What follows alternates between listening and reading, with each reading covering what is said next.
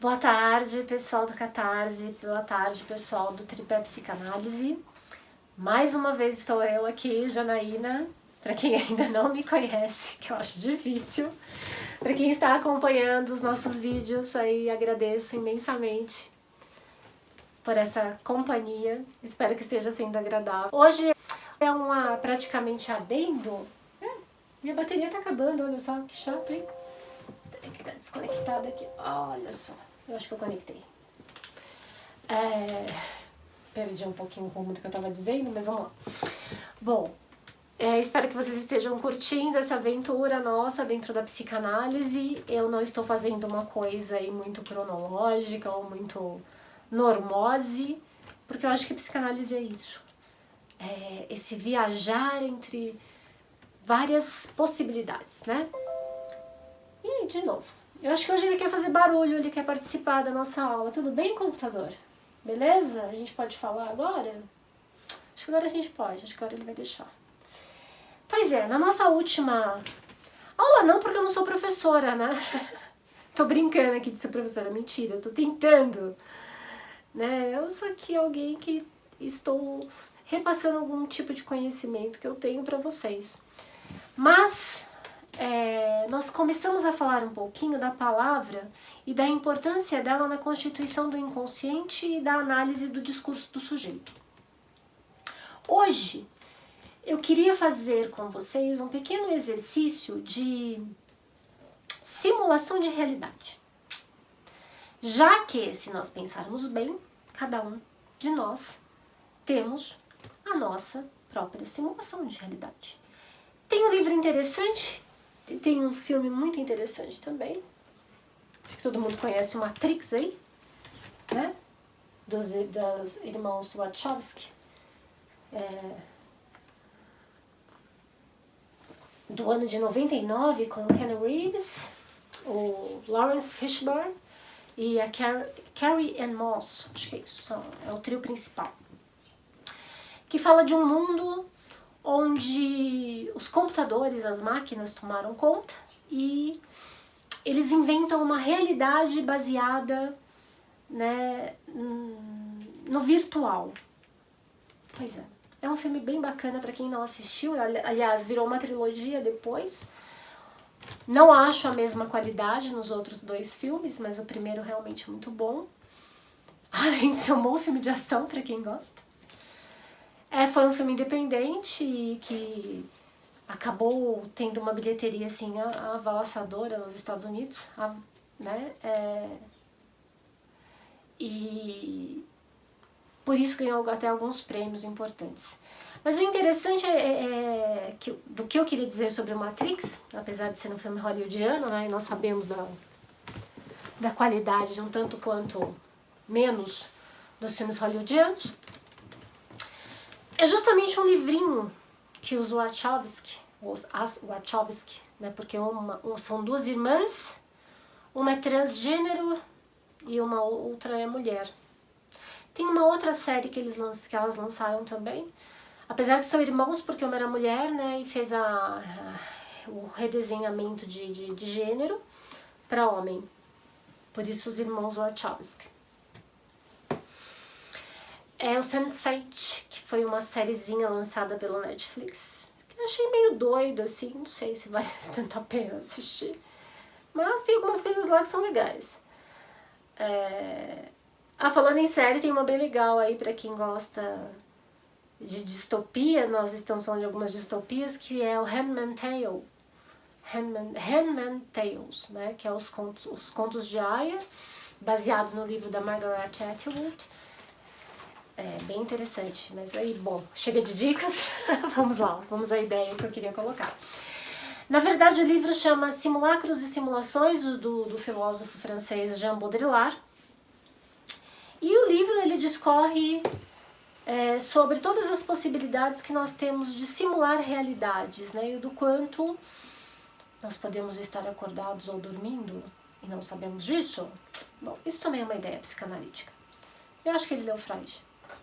Deve ter lido Lacan também.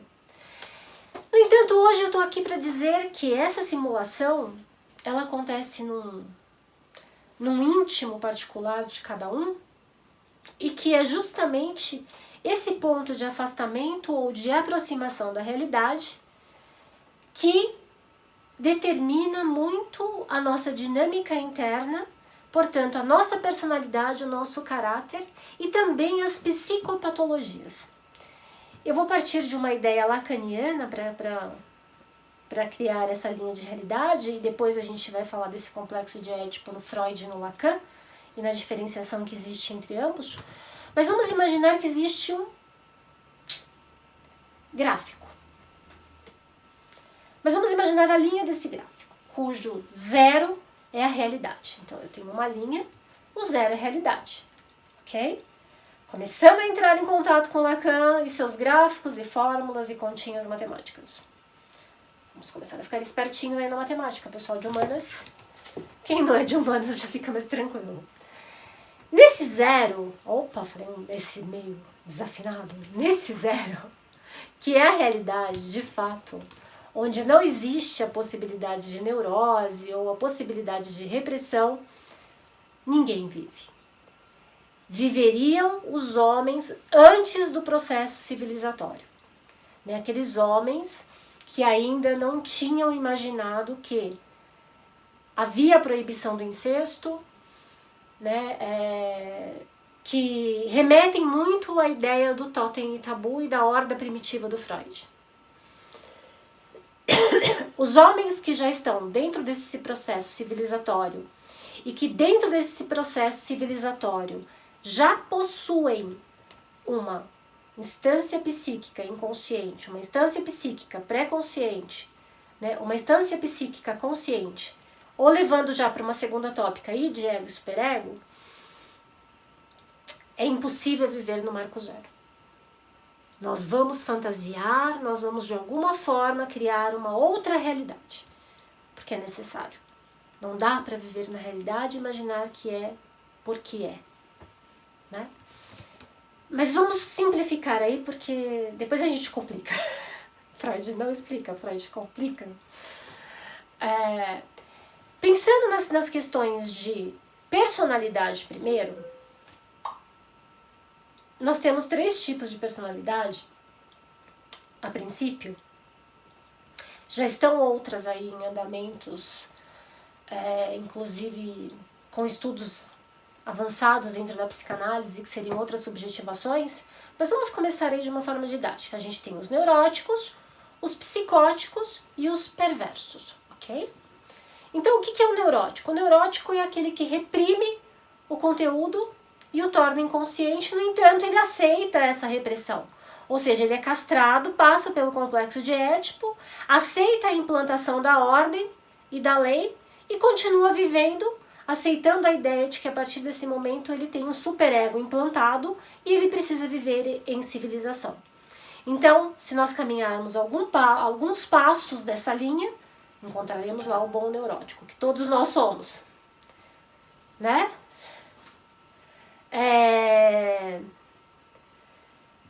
Do neurótico para o psicótico,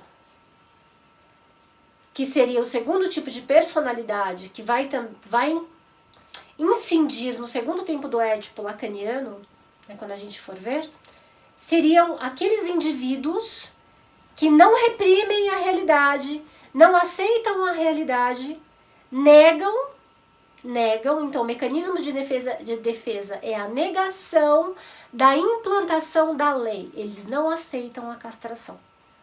Portanto, essa realidade para eles é criada numa outra linha, uma realidade paralela. Não há suporte psíquico para entender e elaborar essa realidade. Nessa forma de psiquismo, né, nesse psiquismo psicótico, nós teríamos as patologias, aí, as psicopatologias, que incluem de fato um rompimento com a realidade, incluindo a esquizofrenia. Quando o indivíduo começa a sofrer o que chamamos de sintomas produtivos. Produtivos no sentido de produzirem delírios e alucinações, por isso produtivos. Então vamos pensar, eles estão ali. Agora, entre psicóticos e neuróticos, nós temos uma outra forma de personalidade. Bom, eu não gostaria de chamar de forma de personalidade, mas nós temos um tipo de sujeito, né, que vive ali pressionado entre as duas características, que teria, vamos pensar assim, um adjetivo de borderline, né, linha de borda. Ele estaria entre o psicótico e o neurótico. Como é que funcionaria esse borderline? Quando há muita realidade, ele não suporta e surta. Né? Ele vai até um ponto da realidade. Quando essa realidade se torna uma pressão muito grande interna dentro dele, o que acontece? Ele espana. E aí ele pula para a psicose. Mas não para aquela psicose onde há um surto, onde há um processo esquizofrênico, né? Na verdade, é uma psicose onde ele é capaz de fazer algumas coisas que ele não faria em um estado normal, neurótico.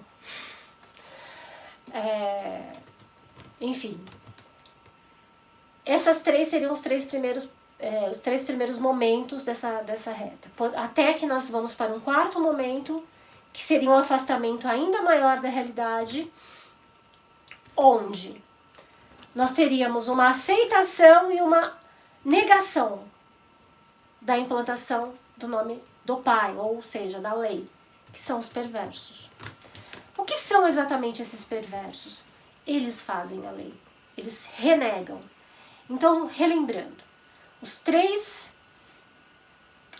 tirando o borderline, que ainda não podemos considerar um tipo, não, ficou cheio de não podemos ainda considerar um tipo de personalidade, né?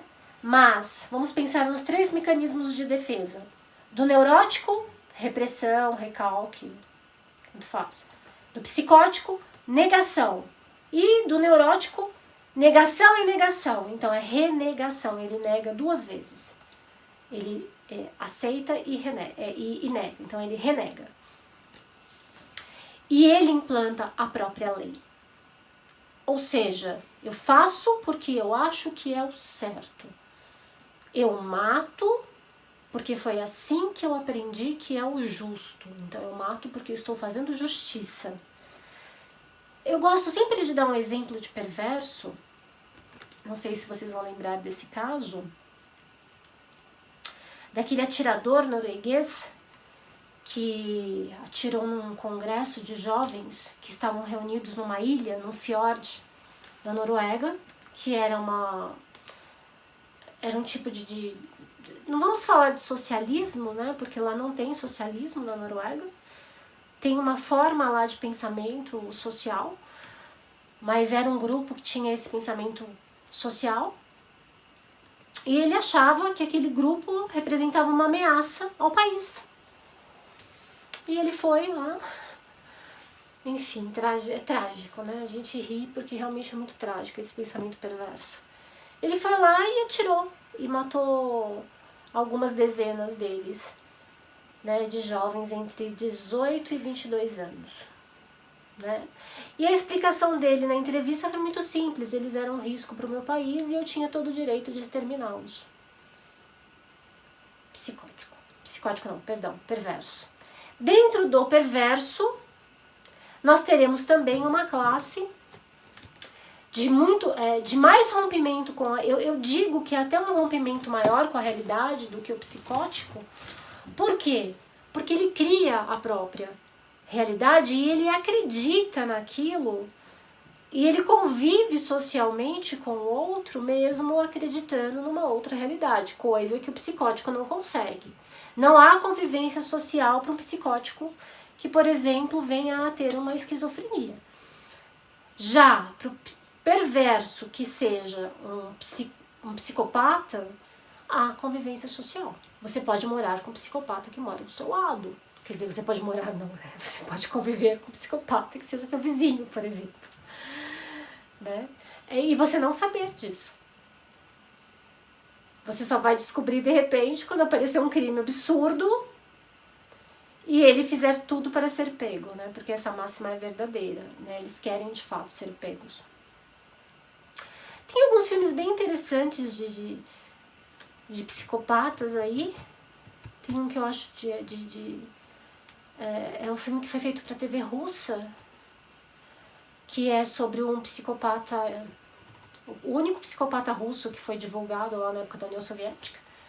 E, enfim, que seria muito interessante, agora eu não lembro o nome, mas eu prometo que na próxima videoaula eu tento colocar. Gente, então, eu acho que era isso, né? Eu queria colocar essa questão aí de diferenciação da realidade e mostrar também que esses tipos de defesa que essas várias personalidades demonstram também representam discursos diferentes. O discurso do neurótico é o discurso da sociedade. O discurso do psicótico é o discurso do delírio e da alucinação. E o discurso do perverso é o discurso que seduz e que, ao mesmo tempo, guarda uma realidade muito particular e própria. É o discurso que engana. Tá bom? Guardem isso. A gente se vê no nosso 10º encontro. Até lá.